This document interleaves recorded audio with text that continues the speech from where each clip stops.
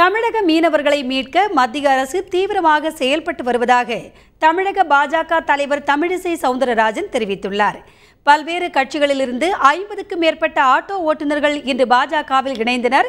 இந்த நிகழ்வில் கலந்து கொண்ட பாஜக மாநில தலைவர் தமிழிசை சவுந்தரராஜன் ஆட்டோவில் பாஜக ஸ்டிக்கர்களை ஒட்டினார்.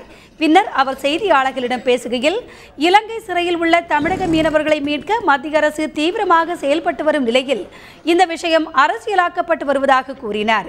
மேலும் ஆவின் மற்றும் தனியார் பால் விலை உயர்வுக்கு கண்டனம் தெரிவித்துள்ள அவர், தமிழக அரசு பால் விலையை குறைக்க வேண்டும் என்றும் கூறினார்.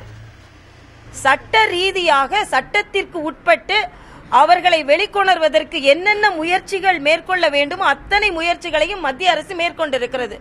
உதாரணத்திற்கு மேல்முறையீடு, ஆக சட்ட ரீதியாக ஒரு முயற்சி, மனிதாபிமான ரீதியாக ஒரு முயற்சி.